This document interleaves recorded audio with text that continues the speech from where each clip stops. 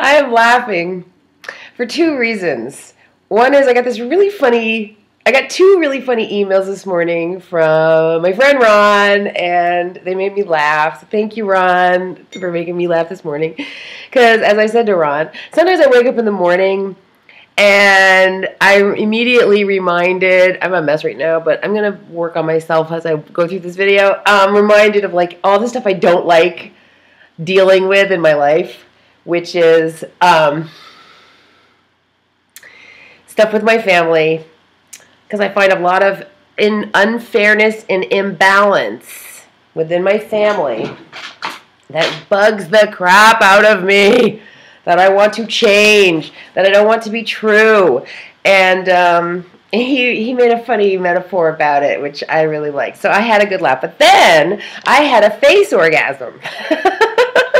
What's a face orgasm? It's when you use this thing by Neutrogena. Squishy thing. You know, I love Derma-One. You can also get an orgasm on your face from Derma-One. But this thing, you know, it turned it on. Ooh. And then I went like this. Wait, let's turn it on high. Ah. Ooh. Something about this just brings up your serotonin. And you almost feel like you're having an orgasm. Ah. Ooh. Ee. I think you have to set up your body for a face orgasm using Derma-Wand. You have to use it a bunch of times to get yourself like zzz, and then when you use something like this, ooh, ah. This is nice because it like vibrates the bags under your eyes away. Oh, this just feels so good. I think focusing on your face, you know, women focus on their face because they're trying to look younger all the time when they get older. And where's my lipstick? There it is.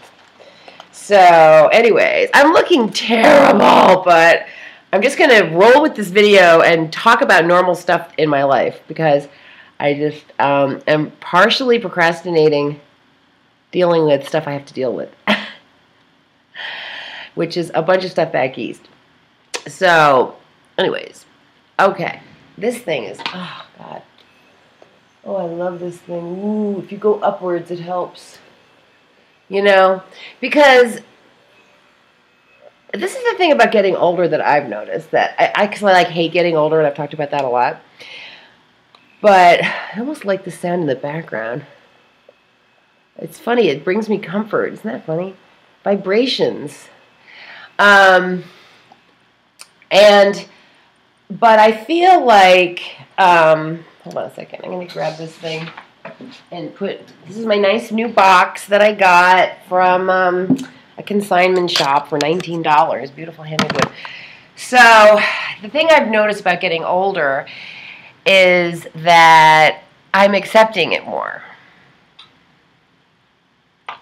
For better or for worse. I think after a while you're just like, oh God, I can't hold up against gravity and aging. That's the way the universe is designed, for everything to age and decay, pretty much. And for us to know what it means to decay, we jump down into 3D, onto the planet, in a human body, because when you're goddesses like us, which is what we are, completely forgetting that we're goddesses, your way of becoming part of the planet is to be in a human body.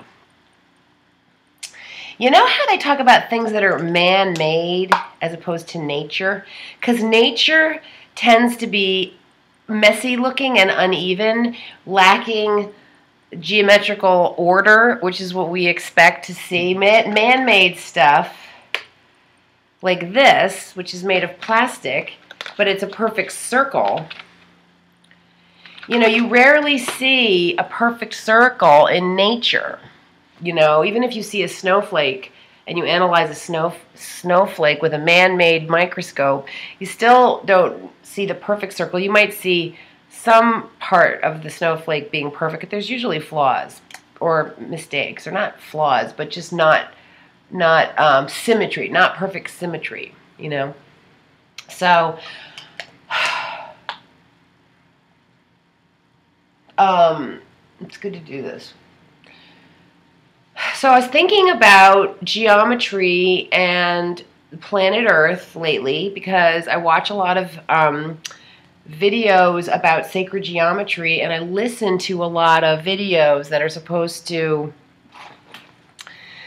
you know, heal your body, raise your DNA from the dormant 12 strands, where 10 strands are unplugged, to the full activated 12-stranded DNA, as opposed to the 2-stranded DNA, which is what we've been working with, half blind, mostly blind, deaf and dumb, all these years, since for like thousands of years. So in nature, you see a lot of, you know, messy looking things like trees that have leaves that are, the branches don't grow symmetrically. They're all off. Almost the natural world of this planet is designed to not have any symmetry at all. And then you get into sacred geometry, which is supposed to show you all this symmetry, and that everything is based on sacred geometry. Well, maybe in the outer world, where when we were first designing things, there was more perfect symmetry, and then this planet is interesting because it doesn't have all that natural symmetry. And when we do find symmetry in nature, like in an orchid or a flower, we get all excited because it doesn't seem natural to have perfect symmetry coming from nature. Usually symmetrical things are man-made, like you know, circles. This shape, you know, is symmetrical. This side matches this side, but not so with a leaf. They're similar, but not exactly symmetrical. Here's something natural. Here's an apple. This is a kind of beat up one. So see, it's not perfect. Perfect meaning perfectly symmetrical. It's perfect, but it's not perfectly. Now it's almost round, but not really, because you can tell it's sticking out more there and stuff. So I'm just accepting the fact that I'm getting older, and there's this phase of, you know, 38, 30, late 30s, probably all the way through 40s, where a female, and men probably too, but I can only truthfully speak about the female experience at this moment, freaking out about getting older because we can really see it and feel it. You know, and then you see these women around here, around anywhere in life, that are really old, and it's like, wow, that's where I'm have already partially headed, not as bad as some, but, you know, I'm getting there. And out on my bike, I'll see a lot of the backs of people walking, and I'll see these beautiful bodies, these women with, like, gorgeous legs, smooth skin. They could be 18, seriously. No cellulite, gorgeously smooth skin. No wrinkles at all, no sign of aging. And you're like, wow, that woman's got a beautiful body, and look at her perfect skin. She must be 25. And then you get past the person on your bike, and you realize they're like 75 because their neck is really, really wrinkly, and their faces too. So it's just weird how your body can be so young looking, but your face falling off. And that's why we buy stuff like this. Oh, this feels so good. I'm telling you. Get Dermawad and then get one of these things. It just feels nice. It's just an instant uplift. And you can get yourself to the point where you literally do have an orgasm, a face orgasm. It's funny to say that, face orgasm.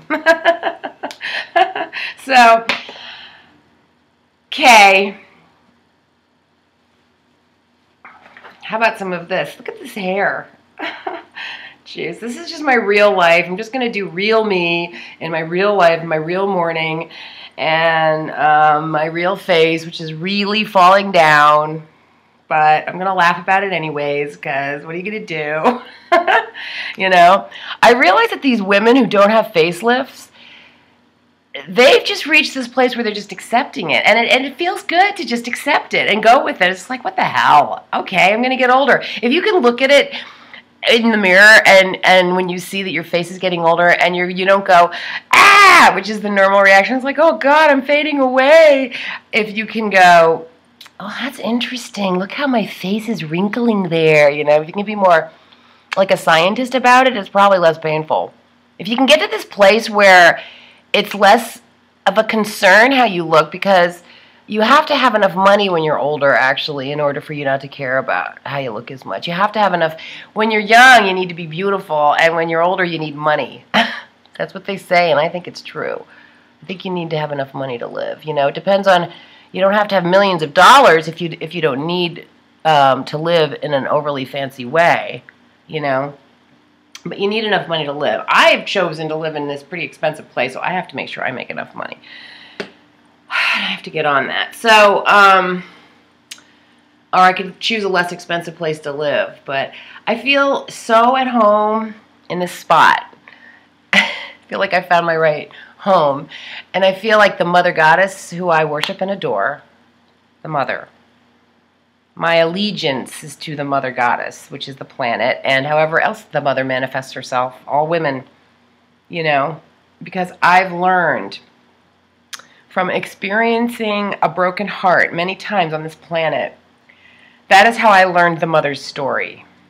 And I figured it out. I figured out that we came down here and we feel the pain of the broken heart so that we can understand the Mother's story, the Mother's pain, the Mother's heartbreak, the way the Mother has been treated. She's been treated pretty bad. And for any of us who have ever followed energies that are not toward honoring the Mother, we are part of the reason the Mother has suffered.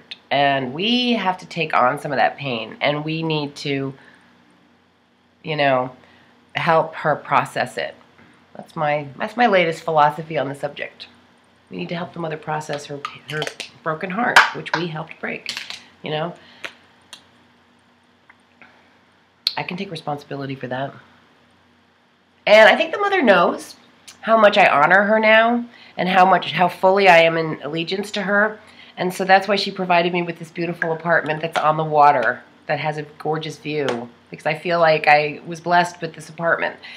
And I feel like it's energizing for me to be here. And my creativity is stimulated.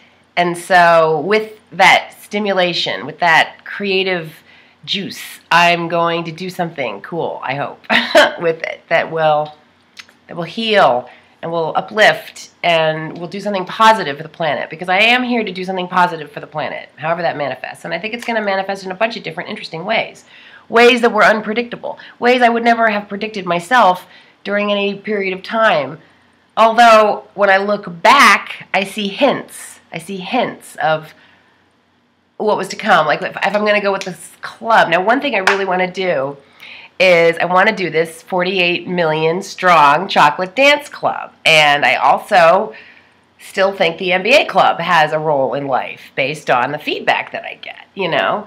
And, you know, being an adult woman past the age of 50, having raised 3 beautiful children who are a benefit to society, I feel like I am allowed to do whatever I want at this age, as long as I'm not breaking the law and as long as I'm doing something positive, you know.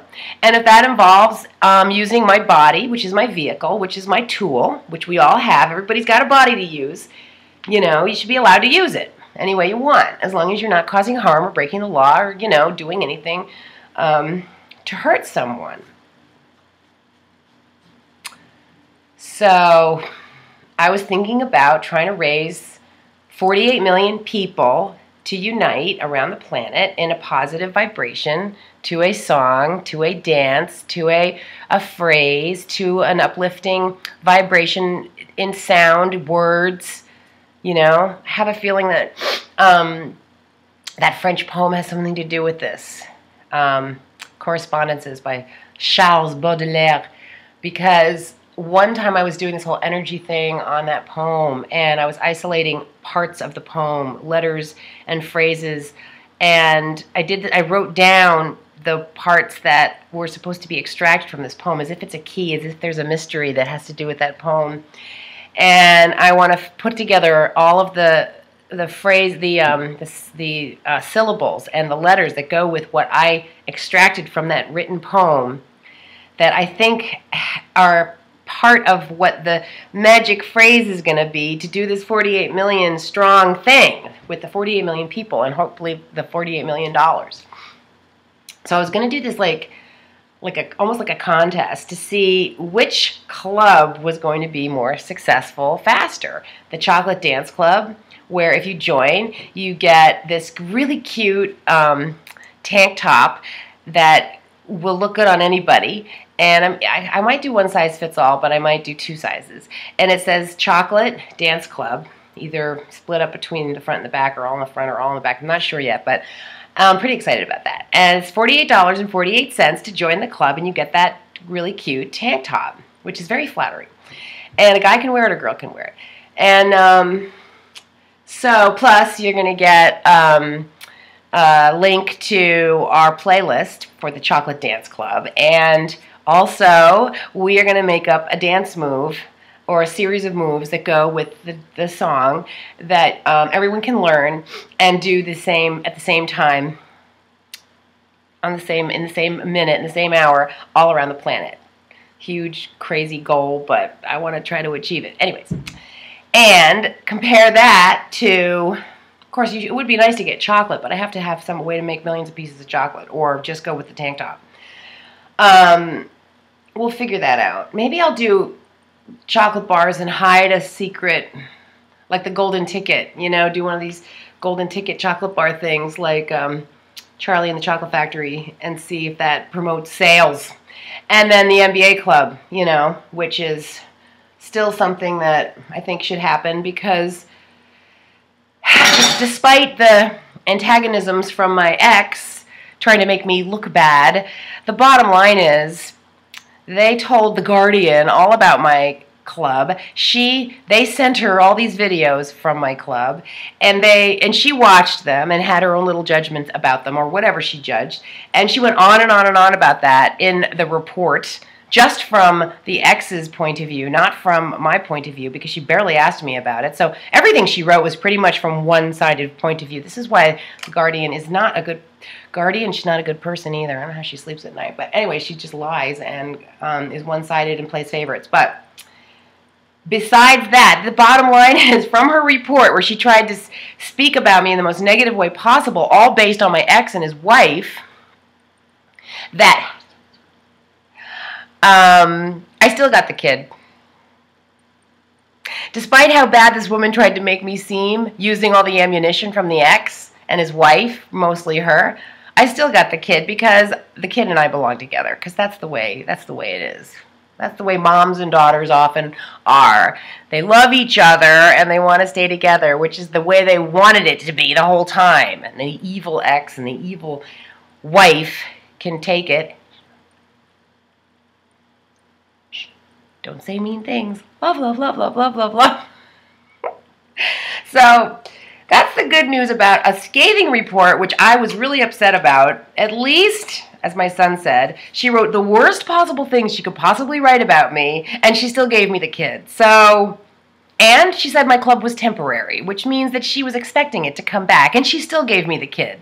She still highly recommended that the kid come with me, because she knew that my daughter, would be far more damaged separated from me than she would be with me, even with my club, you know? Whichever kind of club. And so we're going to work on the Chocolate Dance Club together, because that's kosher and legitimate. And the MBA Club is actually also kosher and legitimate, but we'll just figure it out, you know? I'm a grown woman. Hun, this is to you, ex-hun. I can do whatever I want, okay? And secretly and deep down, we both know that if this wasn't the way it was, you'd be the first one to join my club, so secretly join the club, and we won't tell anyone.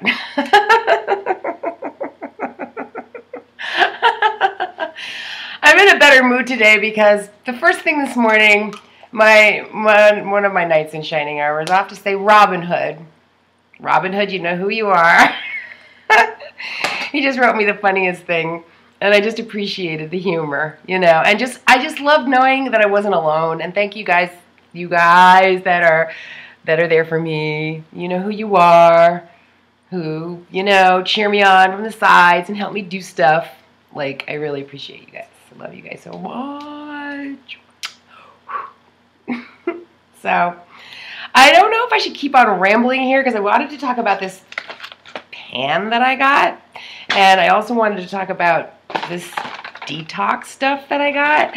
And since I'm pretty much almost already done with it and the results, I also wanted to talk about this stuff, which I actually am thinking is good. This is this hormone stuff. So I don't know if I should just make that a separate video because this one I kind of went off and it's already been 20 minutes just talking about, you know, ramble club stuff and then face orgasms. Ah. This is good. You guys got to get one of these things, I'm telling you. Now, if you get the kind where this thing rotates in a circle, it's not so good.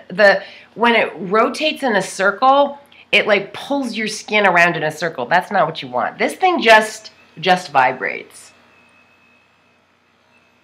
This vibrating stuff is good. Oh, that's what I was going to talk about. Okay, so yesterday, I was watching this video by Stefan Molyneaux, who is, I don't know if he's British or Australian. He's got kind of a funny mixed accent, but he's really smart. He's this guy who makes videos about how our society and how we have been imprisoned in our society with the use of religion and industry and banking. And he's really a genius, and he does these long videos about how we're in prison, and I think he knows about the extraterrestrials. I'm pretty sure he knows about everything, but I only had one issue with him and one of his videos, which was the one he made about Robin Williams, which I think he made before he realized that Robin Williams had ALS, which is a horrible disease. And I think that he was basing his entire video not knowing that Robin Williams had just discovered he was diagnosed with ALS. So this guy, who I do admire and respect, Stefan, or Steven, or Stefan, it's with an F, he's a vlogger. I guess he was an actor at one point. You could tell he was a good actor. He's a performer, obviously. And all us performers are ending up vlogging, including me. So he was saying that he was thinking that the reason that Robin Williams killed himself was because of his greedy wives taking all his money. And I will admit that there was a time when I heard about all the money he owed his wives that I was like, oh, those greedy wives, oh, those bitches made him feel bad, and he's too nice to fight, and of course he gave them whatever they wanted because he's just a big sweetheart, and they took advantage of him, and they were mean to him, you know, and it's easy to blame everything on the wife. And then he's going on about the greedy wives wanting stuff for free and how if they're not going to be his wife anymore, then they don't deserve anything. And I understand what he's saying in terms of, I never got alimony, and I agree, but I'm a more modern generation. My mom got alimony because she was from a different generation where they didn't work back then. Women didn't work. And it's still a man's world. Men still get more money than women by the hour, you know. So here he is, this white guy. He's a white male, which is the top of the food chain. The white man on planet Earth, the top of the food chain is the white male. Second on the food chain is either a white female, but probably another male who isn't white. And then the women come after that. So he sort of doesn't know what he's talking about in terms of he's not a woman. So, and he's not realizing how unfair the world actually is. So I understand where he's blaming all the greedy wives. I get that. But on the other hand, the wives don't have a chance to make the same money. So you got to take it all into consideration. And, you know, he says it wasn't his addiction that killed him. It was his wife's addiction to free stuff. He's got this sort of bitter quality about the way he presents this video because he loved Robin Williams. Obviously, we all did, and I too cried. I sobbed uncontrollably about Robin Williams at one point, maybe twice. You know, we're all so shocked about somebody like him. Anybody killing themselves is always a shock and always seems horrible. Somebody who we love doing that is just, it's unthinkable. But my view on Robin Williams is that, you know, he lived till he was 63. When he was 57, he had a heart operation. I might have the age wrong, but something like that.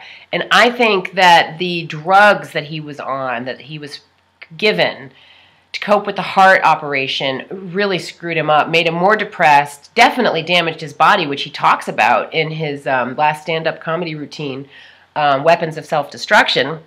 And when you watch that stand-up routine that he does, it's funny, but it's filled with a lot of very painful, real things. So when somebody's funny sometimes, but they're talking about really serious things, I can appreciate, the laughing, but I won't actually laugh because I'm too busy thinking about the serious thing that he's talking about, which for me at that time was the drugs, the effect of the drugs on his body, the effect of the medication, So it's like he might talk about the fact that California weed is really strong and his cat would stare at him and give him attitude because he was a zombie on the couch for 3 days, and that's funny. But then part of me will be like, wow, he was a zombie on the couch for 3 days. That weed must be really, what's in that weed? Or he was talking about how he had all these horrible symptoms from the medication that he was given.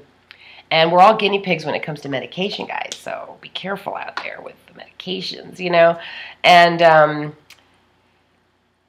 that made me feel more upset listening to him while the crowd is laughing, talking about how the medication affected his digestion.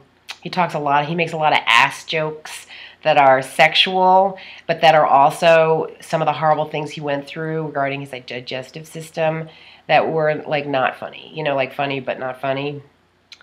And I have heard from other people out there that ALS they think is caused by bad medication combinations. So you might have a heart disease and you might go into the hospital and then they take all the medication and then before you know it, you have this new disease, which is ALS. I mean, he had ALS. So it's like, what are his choices? Yeah, he was in all this debt. And yes, this is another thing Stefan Molyneaux says, that he alludes to the fact that possibly Robin Williams was afraid of ending up in jail for not paying huge amounts of money to the IRS because of all the debt, because of his greedy wives. And I mean, we don't know what happened with his wives. He was married to the babysitter for 17 years or 19 years. This is a long time. It's not like that was a fling, and then he dumped her or she dumped him. I mean, they were together for 17 years. That's a legitimate relationship. So I don't feel like I have the right to judge anybody else's relationship. Just because somebody eventually breaks up doesn't mean that they didn't have a real relationship during that time, And I think it's unfair for us to judge other people based on our experience. One thing I've learned about my experience is that I have no right to judge anybody on how they do relationship, how they live their lives, Who are we to judge other people on relationships? Nobody down here is perfect. I'm not going to judge somebody else on how they do marriage. No way. I have no right to do that. Me and my complicated personality, I don't judge anyone. It's completely unfair. My battery's running low. So, I wrote under that video that he did, and he's a pretty popular guy, and I said, I think that you might not have realized that Robin Williams had ALS, and that's why he killed himself. It wasn't the greedy wives, and it wasn't even the fear of ending up in jail. It was the fact that he was going to lose his entire body ability, and if he didn't kill himself, then he was going to be wasting away in a horrible, humiliating way with an active mind and no body, and he wasn't going to be able to get out of it. I think it takes a lot of guts to kill yourself. I think that's a ballsy thing. A lot of people think it's a cowardly thing to do. It's not cowardly. That's the ballsiest thing you can do, I think, because we're brainwashed into thinking that suicide is bad for you. This is a big fat mindfuck hologram that we're in, where we're being mindfucked. Excuse my French. So pretty much everything we learn is there to trick us into not having any power. Because if we had personal power, we wouldn't be slaves. We're always rebelling against these tyrannies, how we run away from, we rebel. We have to overthrow government. Government systems are constantly being overthrown in the history of time because they deserve to be overthrown, because people tend to get arrogant and full of themselves and tyrannical and dictator-ish. That's wrong. You know, we change presidents every 4 to 8 years in this country because we know that if you stay in power too long, you become dictatorish, and we don't want that. That's why we started America, for whatever it's become, and it has become a lot of bad things, but that's what it was started. It was based on trying to be fair. Yes, fairness is a concept, my sisters, that was strived for, and it is possible to achieve it, isn't it? Is it possible to achieve fairness on this unfair planet? Because it's an unfair planet. It is definitely an unfair planet. But the reason we have law is because we're trying to achieve fairness. Now, does it work? A lot of the times it doesn't. Because people are unfair. We're not fair. We're not fair, and half the time we're not even nice. Now, my friend Ron doesn't think that most people are thieves. Because I was saying that I think that given the opportunity, a lot of people would steal. And he said that no. He said very, very, very few people would steal.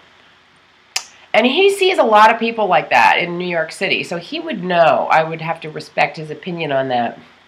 My opinion is I've seen so much stealing going on around me. I just think, I feel like this temptation is high. Does that mean that I might steal?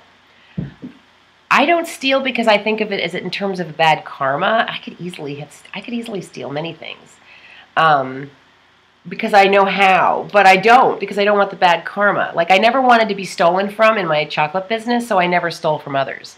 But I do know how to steal. Like, you know, I know how to, like, if I wanted to, I could probably steal a candy bar in a supermarket. I'm not going to do it because I don't want the karma. I don't want to feel bad about myself.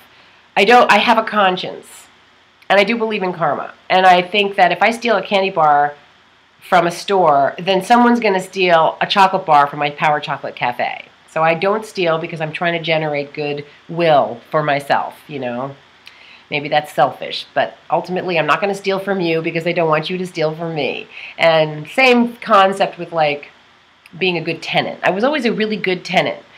And I never gave my landlords a hard time as far as, you know, I always paid my rent, I kept the house clean, I left it nice, because I wanted to one day have good tenants. And I thought that if I was a good tenant now, I will attract good tenants later. And for the most part, I have had really good tenants. And I do have tenants. I have some tenants back in Maine.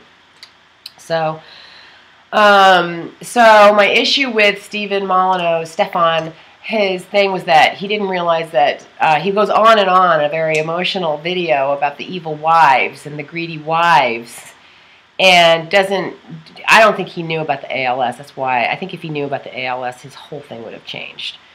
And I think that with Robin Williams, you know, he was 63. Now, I'm 52, so he had 11 years on me. And in 11 years, I could be way older. I will be way older. And if I had a horrible disease, I would have such a hard time taking my own life. And at the same time, I would not want to be a burden to somebody else. And then you have to have the money to pay somebody to deal with your wasting body. Imagine being fully conscious while your body is wasting away. I mean, that is a horrible... You need money to pay people to take care of you, and then you have to be taken care of, and that's kind of gross. I'd make a terrible nurse. I'm really good with energetic medicine, and I'm good at mothering and loving and being affectionate and cuddling and wrestling and being loving, but as far as being a nurse, I'd probably be horrible because I don't like blood and gore, and, you know... I don't even like cooking anymore. I will provide you food, but I'm going to go down to the local supermarket and pick out something really good that they made. And I'll create variety and a nice things put together, and I'll pick out a delicious dessert that we'll probably eat first, but I will not slave over the stove anymore. And I used to slave, and I don't slave. I'm not into cooking. But why cook when these people who are really much better cooks than me are right down the street, making all that beautiful food all day? I just feel like it's my obligation to support them, you know? So, yeah, I think that Robin Williams had a lot of courage. Now, if this is truly a hologram, and we are being mind-fucked, which is a bad thing, okay? We're being tricked. We're being tricked into believing that death is bad, something to be afraid of. Death isn't bad, guys. Now, would the whole world go around committing suicide if they knew that death wasn't bad? I don't think they would, because I think they're too interested in what they could do here in a human body as part of this planet because it's interesting. But if someone's suffering really badly and having a horrible, horrible time and they're really suffering, and I know what suffering means too, because I've experienced incredible pain that goes on and on and on. And it's horrible. You don't want that for anybody, even somebody you hate. You know, it's like put them out of their misery. We should be able to get out of this place, this planet, if we want to, you know. Right to live, right to die. You know, the anti-abortion people, the right to lifers. Okay, then do we not also have the right to die? It's like right to life, but then equally right to die. So you can't say you have to live on this planet and then not provide a way to get out if you want to get out, because you should be able to get out. Some people have terrible lives, you know. That guy that my sister told me about, where this druggy kid with this horrible life, he was this loser, he was addicted to all this crap, he had a bad life, he hated himself, he hated society, people saw him as a criminal, he just walked around being miserable and drugged up, and some guy hit him in a car and he died. And then his spirit lived to talk to whomever about it, who was alive on the planet in the hologram. And he said that he loves the guy who hit him with the car because it freed him of this awful life. And that his message to humanity, those of us who are alive in these bodies still, is to try to enjoy yourself, because it's very brief. And then it's sad that we spend so much time suffering because our life down here is very brief. Well, the reason we're suffering all the time is because our brain chemistry is messed up. This is why we should have these things to help us out. Really, really lifts you up super quick. A little battery vibration, that's all it takes. Ooh, ooh. See, brings immediate smiles. Thank you, Pleiadians and assorted other whoever's. This is all Pleiadian. The Pleiadians. So the Pleiadians and the Syrians have been down here on this planet, manipulating things, doing things, experimenting with things. That last video I made called the Pleiadian Agenda, listening to the Pleiadian Agenda. That voice, that female voice, Satya, who's talking about everything from her perspective, she says that Earth is Alcyon. Alcyon is the sun of the Pleiades, or one of the planets. Well, the sun. We think suns are just hot, burning stars, but they have consciousness. They have purpose other than just providing light. That Earth is Alcyon's laboratory. I liked that because I have always thought that this was the science experiment, and all the drug testing. This is how we test ourselves, and we test our. This is how to be in a body is the ultimate science test. That's the ultimate science experiment, is to be in a body yourself, dealing with the stuff and seeing how it affects our body. You know. Where do plastics come from, by the way? Where do they make these plastics, and how do they make Barbie dolls? I mean, this is just totally on a tangent, but I've been thinking about this a lot. Where do the plastics come that make the Barbie doll skin? You know, is that all oil-based? Because I want to know where plastics come from. Like, how do they make this? How do they make this? This is the only kind I drink, even soy. You know, how do they make this stuff? How do they make this? This is made of, you know, and how do they make Barbies? How do they make dolls? That plastic. How do they make, where do the plastics come from? You know, I'm going to research that because I want to know, because I think it's really weird that we have plastics that make literally anything. You can make anything out of plastic. This is a certain kind of plastic. This is a different kind of plastic. They say the plastics don't break down and they trash the environment, but where do they come from then? Don't we get this from the environment? So then man-made means practically bad for the environment, which means we are bad for the environment, which means we are not natural, which means that we come from somewhere else. We were designed. And we're down here operating, making stuff, you know. You know, look at all this stuff that we make to live on this planet. That's like a spaceship. This is like a spaceship practically compared to living outside in a teepee in the natural world, sleeping under the stars. We'll do anything to not touch dirt. And this entire apartment is designed to not touch dirt, you know? So, this is weird. This is a weird place. I mean, just take this. Here's my car key. Here's this plastic-coated thing, which is not... Oh, this is for my car. Okay, then there's this plasticky thing, which has a magic power to it, so that when you hold this and you slide it in front of the door, you can get into the clubhouse and go swimming. You know, then there's this rubbery thing, which came from I don't know where, you know, which says the Cove, which is... And then there's all these metals and these keychains, and we can just pretty much, you know, build, make anything. You know, look at this. Her pills. Jillian. Plastic, metal, pill made out of I don't know what. You know, what's in all this stuff? We take all this stuff. We take all this stuff. This is weird. The society is weird. If you think about our society compared to 100 years ago, 200 years ago, 3,000 years ago, in Jesus' time, he didn't have all this stuff. I don't know how he got his water, but he didn't buy distilled water because he was heavy metal poisoned by the pipes. You know? The whole thing is really, really bizarre. So, I mean, look at this, you know? I could do a whole thing on these things. This is a great, these are great. I don't know what we did without music before, you know. This is amazing. This is amazing. To live on this planet without music is not fun. But look at this.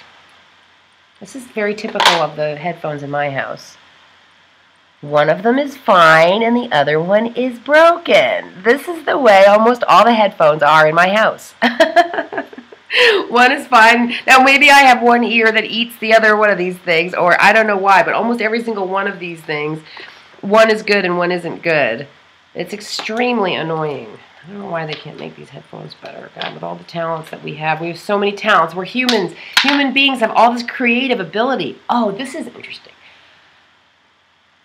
So, this woman, Satya, Barbara Hand Clow, who channels Satya, who is a Pleiadian goddess of some kind, who I have a feeling is Saurian, who's actually like some sort of weird, not reptilian, like the bad kind, but like, I'm not sure who she is. She seems to understand the bad guys. But anyways, so she channels Anu, who is the king of the Anunnaki, who are the evil ones who've been controlling our planet all these years, through gold. And I guess uranium, which is a no-no. You're not supposed to mess with uranium on the planet. It messes up the universe. It's risky to the universe. But she talks about Anu, where he admits to controlling the planet mentally, in the mental realm around the planet. And tricking us, playing games with us, getting us to fight because we're fun to watch. And that basically he watches us the way we watch reality TV shows. Which actually makes sense to me because I sometimes feel like there are galactic cameras watching me. Sometimes I feel like, not just this camera, but there's cameras around me. I used to feel that way in Maine all the time. I don't know why. And it was just like this weird feeling. But my daughter said she felt the same thing, that she feels like cameras are watching her. And cameras are watching us. But why did I bring up Anu? There was something about her talking about Satya, who is the voice in that last video that I made, which a lot of you guys liked. I don't know if you were listening to the video. You're mostly watching my crystal and the way I was moving. So I think it was more about that. But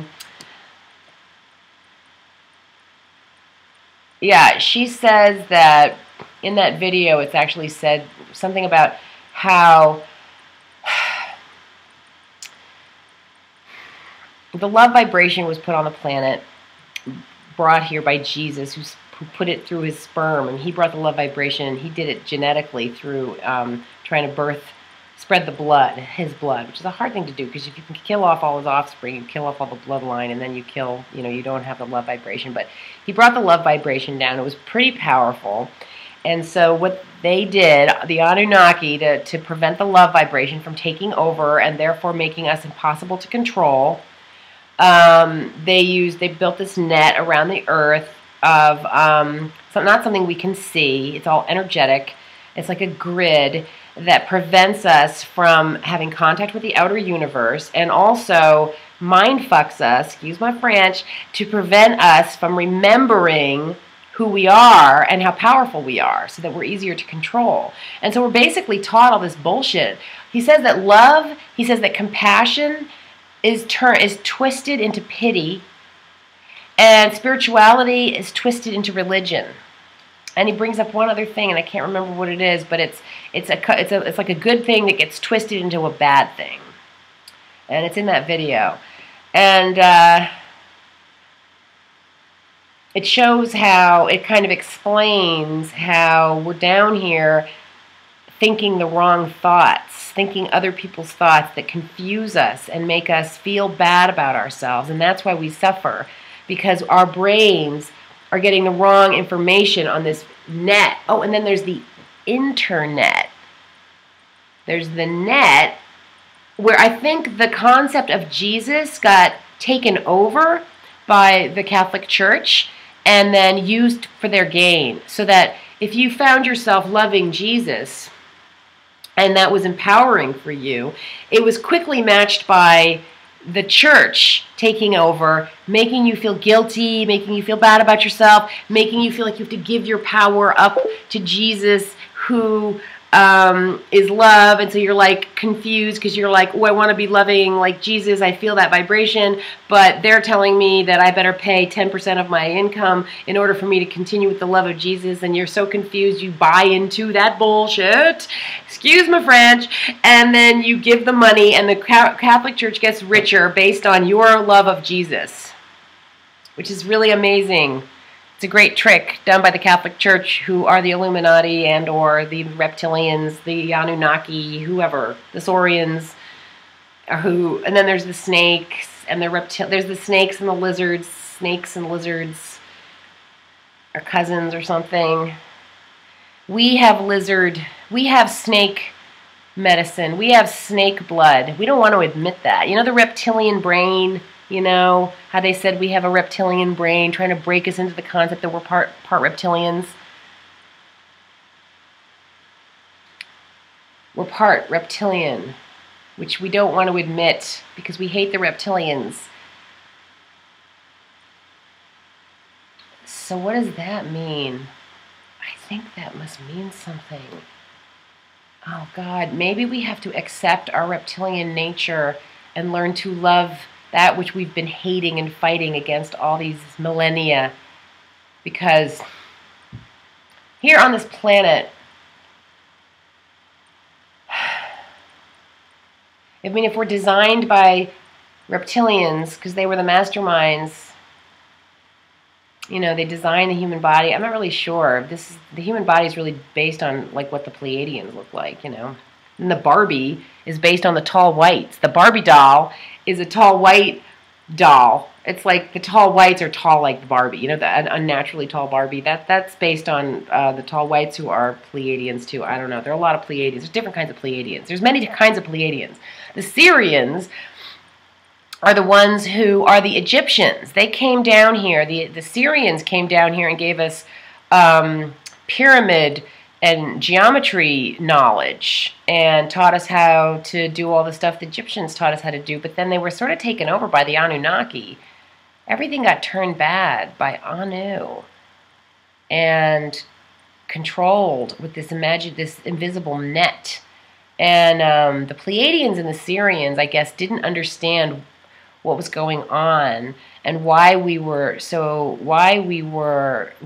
not responding to the love vibration. And then it turns out we were not responding to the love vibration because we were being manipulated with this magnetic net around the planet. And then I think that, and then when the internet came, which is what I'm using now to communicate with you guys and whoever's watching. Now the internet is maybe here to offset the net. Now, I don't know if the internet is more of the bad net or the good net. I'm going to say that the internet is now the good net, because this is the way that we can share information. Maybe it's the Pleiadians figuring out how to, the good Pleiadians figuring out how to outsmart the bad Pleiadians, and if the bad Pleiadians are going to have this net around the planet, then the good Pleiadians are going to come in and give us another form of internet where we can communicate this way. I don't know. But the key is, how do we get out of the net? How do we break the net? How do we break the mind fuck vibration that's around our planet, tricking our minds and making us fight? So I guess the only way to do that is to really tune into your love vibration. And it's really hard to tune into your love vibration when you have so much negative energy around you. And we're also really patterned. We're very familiar with the negative vibration on this planet. So, oh, and you know, this whole thing about death being bad, well, we're not going to dig for gold, and we're not going to dig for uranium to benefit Anu and his desire to control everybody if we're not alive on the planet to dig. So maybe he made us afraid of death and made us feel guilty about it because he didn't want everybody bailing and killing themselves to get out of here. There was a time in history when people were committing suicide because they didn't want to be on this planet. They didn't want to be in prison. This prison goes far and deeper than when the Catholic Church started mind-fucking everybody. You know, this is a really deep, we're in deep. We're in the prison so deeply we don't even know we're in prison. This prison is so well designed, it seems like it's not even a prison, but it is a prison.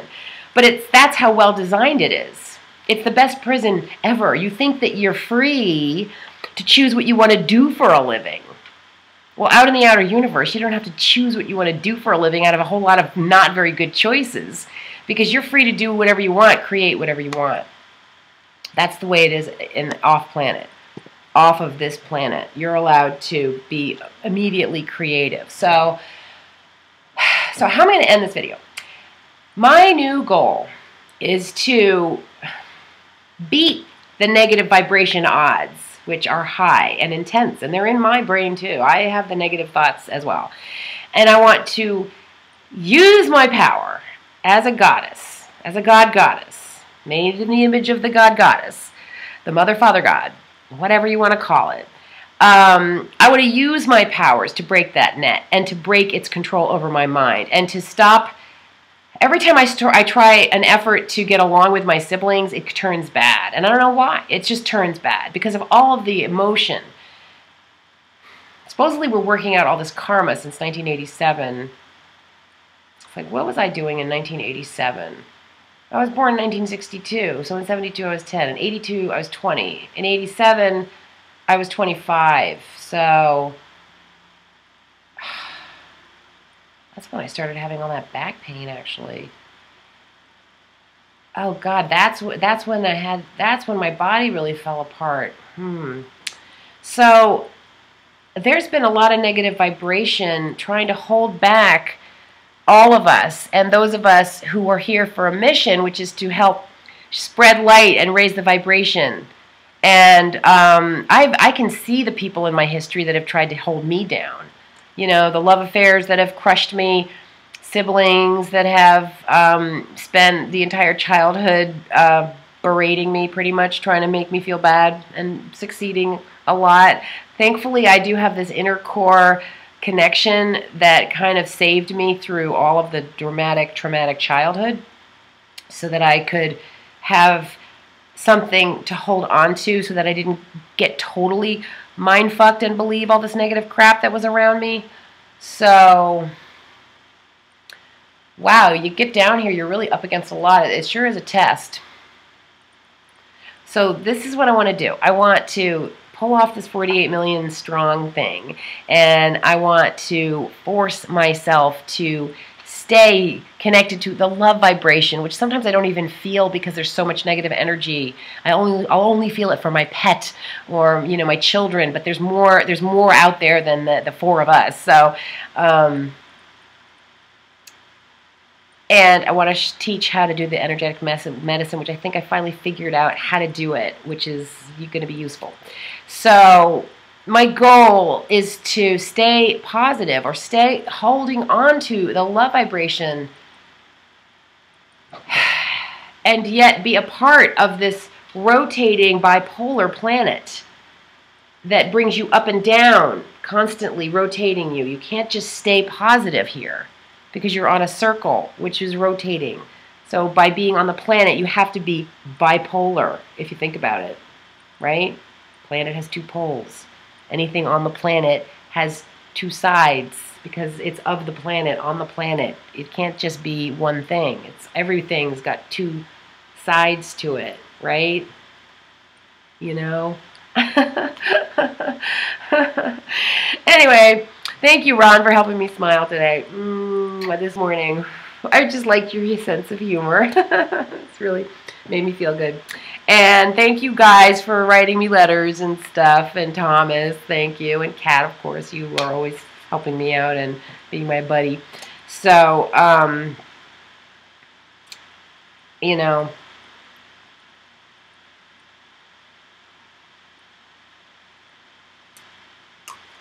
I don't know. I think we just have to connect with each other, reach out and connect with each other. What's the goal here? You know, to bring up the vibration, I think. To try to make it less painful. You know? And death is not to be feared. It's actually the biggest orgasm is to die. So look forward to your great orgasm. Because you think your orgasm is good on this planet in your body. That's nothing compared to the great orgasm of death. That's the freedom. It's so good. In fact, you practically come right back down here just so that you can go do it again. Live a life so that you can have some incredible death orgasm. Don't be afraid of death. And don't feel bad for people who died. People who died are free of the prison of the mind on this planet. You know, love them, communicate with them, be happy for them. They've graduated. They did their job. They don't have to be stuck in the prison. You know, we should be rejoicing for people who die. If I die, I want you to rejoice and be happy for me. Because, you know, I will be free. And I'll be flying where is my happy place. So, anyway, I'm going to make another video about all this other regular life stuff that I wanted to talk about. But this is my morning ramble about all this stuff. I think there's something I didn't say here, but that's okay. It'll come up later. So anyway, for those of you who want a face orgasm, Neutrogena makes this nice thing. Don't get the kind that rotates in a circle.